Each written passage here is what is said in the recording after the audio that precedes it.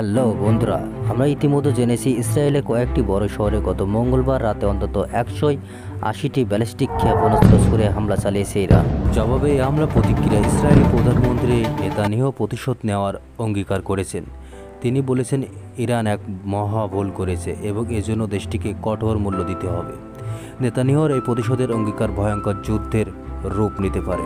পাল্টা জবাবে ইহুদিদের ভয়ঙ্কর মিসাইল ও ক্ষেপণাস্ত্রের আক্রমণ ইরান কি ডিফেন্স ও সামলাতে পারবে? দুই দেশের মধ্যে সামরিক শক্তিতে কে এগিয়ে আছে এবং কার অস্ত্রাগারে কী ধরনের ভয়ঙ্কর অস্ত্র আছে, চলুন এক নজরে দেখে আসি।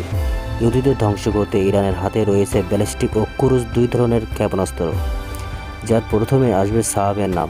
300 কিলোমিটার থেকে শুরু করে 2500 কিলোমিটার পাল্লার এই ব্যালিস্টিক ক্ষেপণাস্ত্রটি দিয়ে ইহুদি রাষ্ট্র ইসরায়েলকে ধ্বংস করা সম্ভব। অন্যদিকে ইরানের এই ক্ষেপণাস্ত্র হামলা ঠেকাতে ইহুদিদের কাছে রয়েছে বিশ্বের অন্যতম সেরা এয়ার ডিফেন্স সিস্টেম, যা ব্যবহার করে মাঝ আকাশে শত্রুর ক্ষেপণাস্ত্র উড়িয়ে দিতে পারে আইডিএফ। ইসরায়েলের এই এয়ার ডিফেন্স সিস্টেমের একেবারে শেষ স্তরে আছে ইয়ারো, যা ব্যবহার করে ব্যালিস্টিক ক্ষেপণাস্ত্র আটকায় আইডিএফ। বায়ুমণ্ডলের বাইরে থেকে আসা ক্ষেপণাস্ত্র আঘাত আনার আগেই ধ্বংস করতে পারে এই ইয়ারো। বায়ুসেনার দিক দিয়ে বিচার করলে অবশ্যই ইরানের থেকে এগিয়ে রয়েছে নেতানিয়াহুর ইহুদি ফোর্স। ইসরায়েলের কাছে আছে 612টি যুদ্ধ বিমান, 551টি জেট রয়েছে ইরানি বায়ুসেনার কাছে।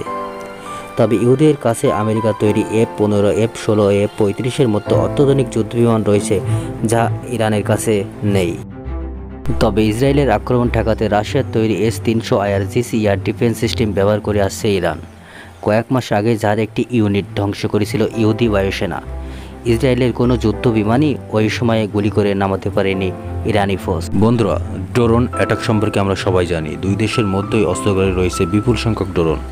ইউক্রেন ফোর্সকে নাস্তানাবুদ করতে ইরানের তৈরি শাহেদ 136 মানববিহীন ড্রোন ব্যবহার করে আসছে রাশিয়া, ইরান।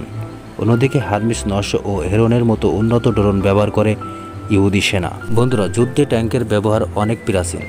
ট্যাঙ্কের সংখ্যার দিক থেকে ইরান ইসরায়েলের মধ্যে পার্থক্য রয়েছে 19-20। 1370টি ট্যাঙ্ক ব্যবহার করে আইডিএফ ইসরায়েল।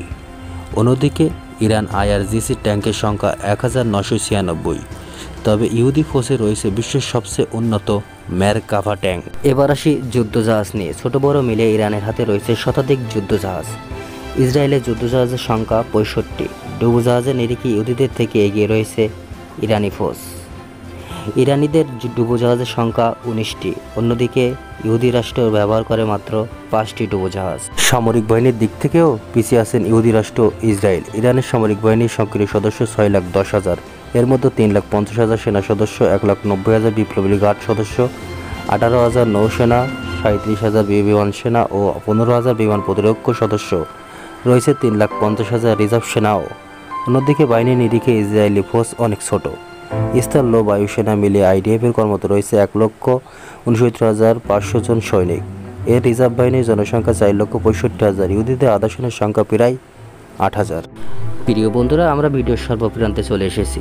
আমাদেরকে মানতে হবে, তবে ইসরায়েল পারমাণবিক শক্তিধর দেশ, যা নেই ইরানের কাছে। দ্বিতীয়ত, আমেরিকা সহ ইউরোপের বহু রাষ্ট্র সরাসরি ইহুদিদের পাশে রয়েছে এবং সাহায্য করছে।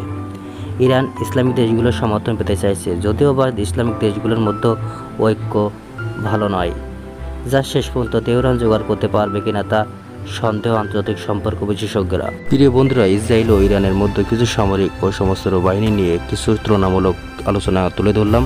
আর আমাদের ভিডিওটি যদি ভালো লেগে থাকে অবশ্যই আমাদের চ্যানেলটি সাবস্ক্রাইব এবং পরবর্তী ভিডিও পাওয়ার জন্য অবশ্যই বেল বাটন অন করে আমাদের সাথেই থাকবেন। ধন্যবাদ।